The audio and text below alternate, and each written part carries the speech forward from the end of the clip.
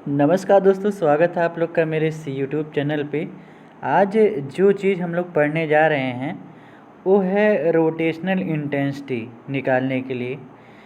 क्या है कि जब भी हम लोग कोई कॉम्पिटिटिव एग्ज़ाम देते हैं तो वहाँ पे क्वेश्चंस ज़रूर आता है कि कुछ न्यूमेरिकल्स भी आते हैं, ठीक है, जिसमें हो सकता है कि वह आपसे क्रॉपिंग इंटेंसिटी पूछ ले, या हो सकता है आपसे वो रोटेशनल इंटेंसिटी पूछ ले, या हो सकता है वो आपसे पार्टिकल डेंसिटी पूछ ले, या पोरोसिटी पूछ ले। इस तरह के जो न्यूमेरिकल्स हैं वो आते रहते हैं। कुछ स्टैटिक्स के भी नॉर्मल से न्यूमेरिकल्स होते हैं, वो आते रहते हैं।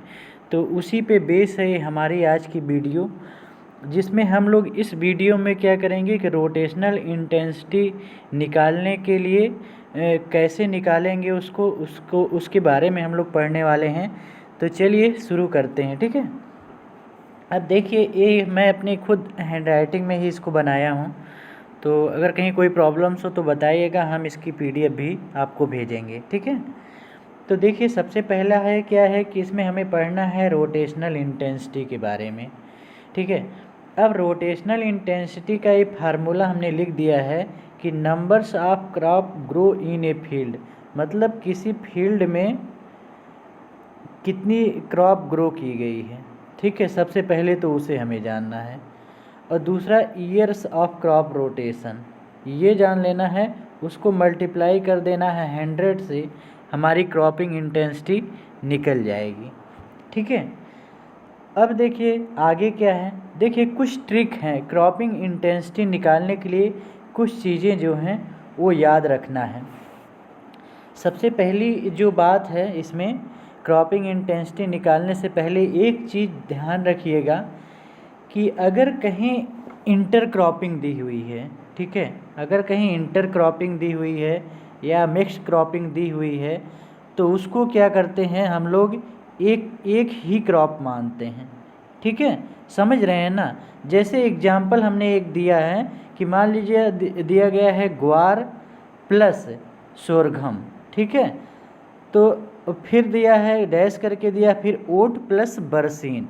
अगर प्लस लग गया है तो एक बात समझ जाइएगा कि यहाँ इंटर क्रॉपिंग या मिक्स क्रॉपिंग कराई गई है, ठीक है। और जहाँ इंटर क्रॉपिंग या मिक्स क्रॉपिंग होती है, वहाँ होती तो 2 क्रॉप है या 2 से ज़्यादा भी हो सकती है, लेकिन हम उसे काउंट करेंगे कि रोटेशनल इंटेंसिटी निकालते समय केवल ये क्रॉप, सिंगल क्रॉप उसे काउंट करेंगे। तो भूलिएगा मत। जैसे एग्जाम्पल में यहाँ ग्वार प्लस सोरघम दिया गया है, तो यहाँ हम लोग जब इसका फार्मूला देखते हैं numbers of crop grow in a field, तब ऐसा नहीं कि यहाँ आप 2 क्रॉप इसे गिन लीजिएगा, नहीं, ऐसा मत करिएगा। इंटर क्रॉपिंग की गई हो या मिक्स क्रॉपिंग की गई हो, तो चाहे वो जितनी क्रॉप वहाँ लगाई गई हो, उसे हम लोग केवल सिंगल क्रॉप, एक ही क्रॉप देंगे। जैसे ओट प्लस बरसीन दिया गया है, तो इसमें भी इसको केवल एक क्रॉप काउंट करेंगे। इस प्रकार अगर इसमें हम लोग रोटेशनल इंटेंसिटी देखें तो यहाँ हम केवल 2 क्रॉप में, जैसे ग्वार प्लस सोरघम फिर डैश दिया गया है, ओट प्लस बरसीन, तो यहाँ हम केवल 2 क्रॉप इसे काउंट करेंगे, ठीक है। तो आप समझ गए ना कि अगर इंटर क्रॉपिंग की गई है या मिक्स क्रॉपिंग की गई है, तो उसे हम लोग क्या करेंगे कि सिंगल क्रॉप उसे काउंट करेंगे, ठीक है। चलिए, एक ट्रिक तो ये याद रखना है वो क्वेश्चन करने से पहले। ट्रिक जो याद रखना है आपको, अगर कोई ग्रीन मैन्यूवरिंग वाली क्रॉप दी गई है, ठीक है, अगर कोई ग्रीन मैन्यूवरिंग वाली क्रॉप दी गई है क्वेश्चन में, मान लीजिए कोई क्वेश्चन दिया गया है, उसकी रोटेशनल इंटेंसिटी पूछ रहा है और उसमें कोई ग्रीन मैन्यूवरिंग की क्रॉप दी गई है, जैसे सन हेम्प दे दिया हो या ढैंचा दे दिया हो, ठीक है। तो अगर ये सब क्रॉप दी गई हैं तो उसे हम लोग क्रॉप रोटेशन में काउंट नहीं करेंगे। जो नंबर्स ऑफ क्रॉप हम लोग काउंट करते हैं, उसमें ग्रीन मैन्यूवरिंग वाली क्रॉप को हम लोग काउंट बिल्कुल नहीं करेंगे। इसको एकदम दिमाग में बैठा ही लीजिएगा, ठीक है। मान लीजिए एग्जाम्पल हम आपको ये दे रहे हैं कि मान लीजिए दिया है कि पैडी दे दिया, ठीक है, फिर दूसरी क्रॉप दे दिया सन हेम्प, फिर तीसरी क्रॉप दे दिया शुगर केन। तो सन हेम्प को काउंट नहीं करेंगे भैया, यहाँ केवल 2 ही क्रॉप काउंट करेंगे, पैडी और शुगर केन। ऐसा नहीं कि यहाँ 3 क्रॉप हम लोग काउंट कर लेंगे। ग्रीन मैन्यूरिंग वाली क्रॉप को रोटेशनल इंटेंसिटी निकालते समय काउंट नहीं किया जाता है, याद रखिएगा इसको, ठीक है। चलिए अगली जो ट्रिक है उसको हम लोग देखते हैं कि अगर शुगर केन दिया गया है क्वेश्चन में तो थोड़ा एक बार रुक जाइएगा और सोचिएगा, समझिएगा। वैसे तो नॉर्मली माना जाता है, लेकिन अगर मान लीजिए खरीफ सीजन का शुगर केन दिया होगा, मान लीजिए क्वेश्चन में लिया खरीफ शुगर केन, तब उसे हम लोग 18 मंथ काउंट करेंगे, ठीक है, यानी 1.5 साल काउंट करेंगे। अगर रबी सीजन का शुगर केन होगा तब उसे हम लोग केवल 1 साल यानी 12 मंथ काउंट करेंगे। और अगर रटून दिया गया होगा तो उसे भी 1 साल यानी 12 मंथ काउंट करेंगे, ठीक है, क्वेश्चन में। तो ये भी क्लियर हो गया। एक ट्रिक और याद करिएगा कि क्वेश्चन शुरू करने से पहले, यहाँ दिया गया है, क्वेश्चन शुरू करने से पहले सीजन का पता ज़रूर लगा लीजिएगा, क्योंकि खरीफ, रबी और जायद इसी क्रम में चलना होता है हमें, ठीक है।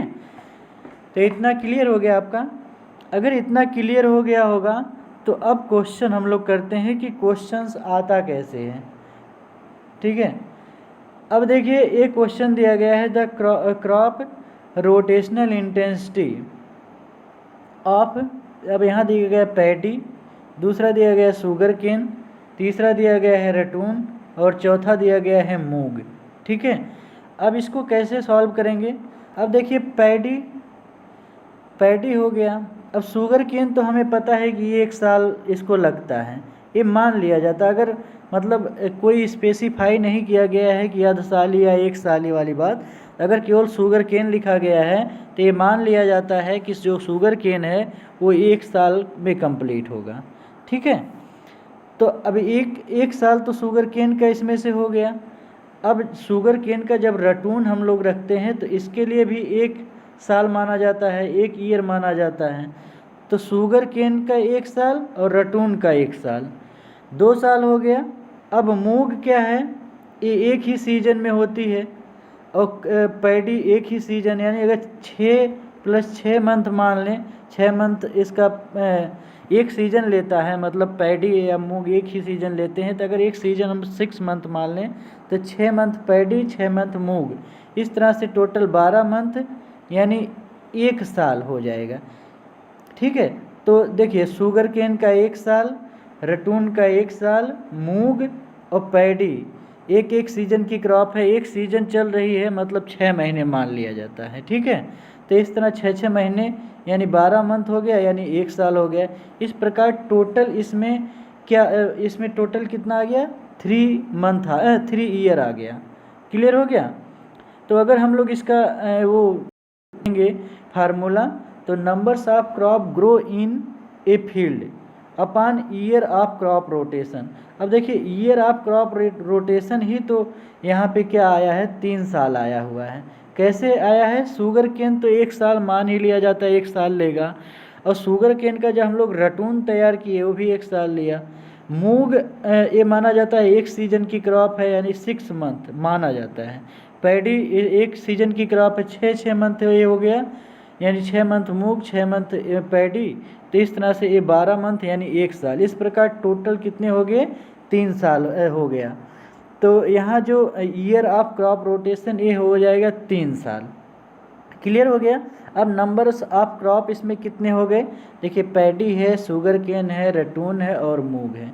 तो paddy 1 crop, sugar cane 2 crop. अब शुगर केन का रटून जो हम लोग तैयार करेंगे तो उसे भी 1 क्रॉप माना जाएगा, यानी 3 क्रॉप। और मूंग जो हो गया वो 4 क्रॉप। इस प्रकार अगर हम देखेंगे यहाँ पे तो फिर क्या होगा,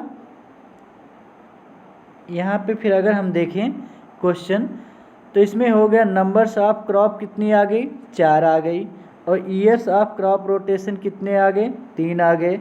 इनटू 100 कर देंगे, जब इनटू 100 कर देंगे फिर इसको जो हम लोग मतलब इसको डिवाइड करेंगे, टोटल ये मतलब हो जाएगा 400 को 3 से डिवाइड करेंगे तो 133.33 आंसर आ जाएगा। तो उम्मीद है कि आप लोग समझ गए होंगे ये क्रॉप ये जो रोटेशनल इंटेंसिटी निकाली जाती है। ठीक है, तो इसी तरह से निकालिएगा जिस तरह से मैं बताया हूँ, कुछ ट्रिक भी इसमें बताया हूँ उसको फॉलो करिएगा, और जिस तरह से मैं आपको समझाया हूँ उसको भी देखिएगा। अगर कहीं कोई प्रॉब्लम्स आएगी तो वो क्वेश्चन हमें भेजिएगा, हम उसको आपको समझाएंगे और उसके आंसर निकाल के आपको देंगे। ठीक है, बहुत बहुत धन्यवाद वीडियो देखने के लिए।